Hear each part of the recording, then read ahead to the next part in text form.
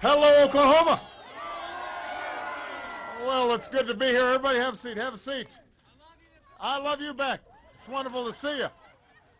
It is good to be back in Oklahoma. I haven't been back here since the campaign, and everybody looks like they're doing just fine. Thank you so much for your hospitality. It is wonderful to be here. Yesterday, I visited Nevada and New Mexico to talk about what we're calling an all-of-the-above energy strategy. It's a strategy that will keep us on track to further reduce our dependence on foreign oil, put more people back to work, and ultimately help to curb this spike in gas prices that we're seeing year after year after year. So today, I've come to Cushing, an oil town, because producing more oil and gas here at home has been and will continue to be a critical part of an all-of-the-above energy strategy. Now, under my administration, America is producing more oil today than at any time in the last 8 years. That's important to know. Over the last 3 years, I've directed my administration to open up millions of acres for gas and oil exploration across 23 different states. We're opening up more than 75% of our potential oil resources offshore. We've quadrupled the number of operating rigs to a record high. We've added enough new oil and gas pipeline to encircle the earth and then some. So we are drilling all over the place right now. That's not the challenge. That's not the problem.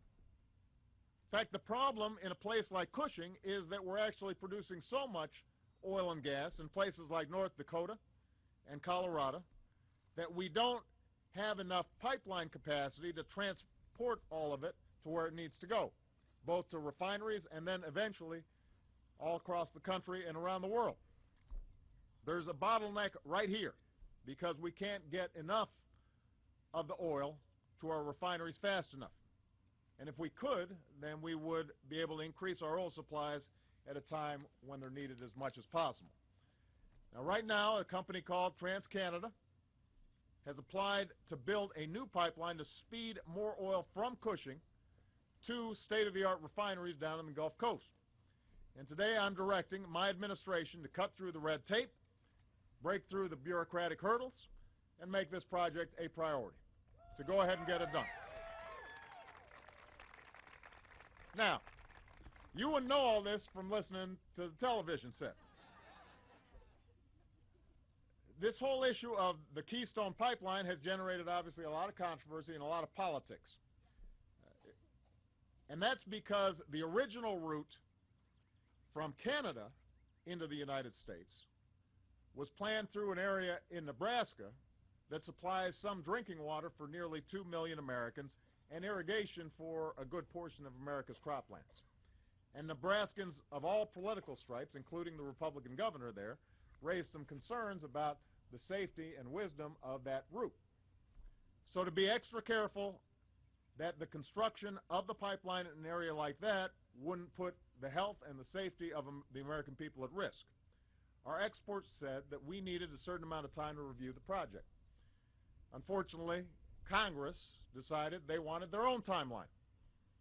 Not the company, not the experts, but members of Congress who decided this might be a fun political issue, decided to try to intervene and make it impossible for us to make an informed decision. So, what we've said to the company is we're happy to review future permits. And today we're making this new pipeline from Cushing to the Gulf a priority. So the southern leg of it, we're making a priority, and we're going to go ahead and get that done. The northern portion of it, we're going to have to review properly to make sure that the health and safety of the American people are protected. That's common sense. But the fact is that my administration has approved dozens of new oil and gas pipelines over the last 3 years, including one from Canada. And as long as I'm president, we're going to keep on encouraging oil development and infrastructure, and we're going to do it in a way that protects the health and safety of the American people. We don't have to choose between one or the other. We can do both. So I just, if you guys are talking to your friends, your neighbors, your coworkers, your aunts or uncles, and they're wondering what's going on in terms of oil production, you just tell them, anybody who suggests that somehow we're suppressing domestic oil production isn't paying attention. They are not paying attention. What you also need to tell them is anybody who says that just drilling more gas and more oil by itself will bring down gas prices tomorrow or the next day or even next year, they're also not paying attention. They're not playing it straight. Because we are drilling more, we are producing more, but the fact is producing more oil at home isn't enough by itself to bring gas prices down. And the reason is we've got an oil market that is global, that is worldwide. And I've been saying for the last few weeks, I want everybody to understand this, we use 20% of the world's oil. We only produce 2% of the world's oil. Even if we opened up every inch of the country, if I put a oil rig on the South Lawn, if we had one right next to the Washington Monument, even if we drilled every little bit of this great country of ours, we'd still have to buy the rest of our needs from someplace else if we keep on using the same amount of energy, the same amount of oil. The price of oil will still be set by the global market. And that means every time there's tensions that rise in the Middle East, which is what's happening right now, so will the price of gas. The main reason the gas prices are high right now is because people are worried about what's happening with Iran. It doesn't have to do with domestic oil production. It has to do with the oil markets looking and saying, you know what, if something happens, there could be trouble, and so we're going to price oil higher just in case. Now, that's not the future that we want. We don't want to be vulnerable to something that's happening on the other side of the world somehow affecting our economy or hurting a lot of folks who have to drive to get to work. That's not the future I want for America. That's not the future I want for our kids. I want us to control our own energy destiny. I want us to determine our own course. So, yes, we're going to keep on drilling. Yes, we're going to keep on emphasizing production. Yes, we're going to make sure that we can get oil to where it's needed. But what we're also going to be doing as part of an all the above strategy is looking at how we can continually improve the utilization of renewable energy sources, new clean energy sources, and how do we become more efficient in our use of energy. That means producing more biofuels, which can be great for our farmers and great for rural economies. It means more fuel-efficient cars. It means more solar power. It means more wind power, which, by the way, nearly tripled here in Oklahoma over the past 3 years, in part because of some of our policies. We want every source of American-made energy. I don't want the energy jobs of tomorrow going to other countries. I want them here in the United States of America. And that's what an all-of-the-above energy strategy is all about. That's how we break our dependence on foreign oil. Now, the good news is we're already seeing progress. Yesterday, I went in Nevada to the largest solar plant of its kind anywhere in the country. Hundreds of workers built it. It's powering thousands of homes, and they're expanding to tens of thousands of homes more as they put more capacity online. After 30 years of not doing anything, we finally increased fuel efficiency standards on cars and trucks. And Americans are now designing and building cars that will go nearly twice as far on the same gallon of gas by the middle of the next decade. And that's going to save the average family $8,000 over the life of a car.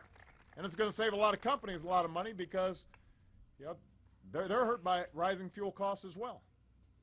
All of these steps have helped put America on the path to greater energy independence.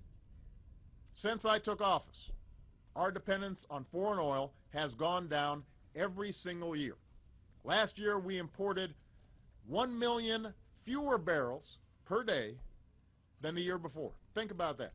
America, at a time when we're growing, is actually importing less oil from overseas because we're using it smarter and more efficiently. America is now importing less than half the oil we use for the first time in more than a decade. So the key is to keep it going, Oklahoma. We've got to make sure that we don't go backwards, that we keep going forwards. If we're going to end our dependence on foreign oil, if we're going to bring gas prices down once and for all, as opposed to just playing politics with it every single year, then what we're going to have to do is to develop every single source of energy that we've got, every new technology that can help us become more efficient. We've got to use our innovation. We've got to use our brain power. We've got to use our creativity. We've got to have a vision for the future, not just constantly looking backwards at the past. That's where we need to go. That's the future we can build, and that's what America's always been about, is building the future. We've always been at the cutting edge. We're always ahead of the curve. Whether it's Thomas Edison or the Wright brothers or Steve Jobs, we're always thinking about what's the next thing. And that's how we have to think about energy. And if we do, not only are we going to see jobs and growth and success here in Cushing, Oklahoma, we're going to see it all across the country. All right? Thank you very much, everybody. God bless you. God bless the United States of America.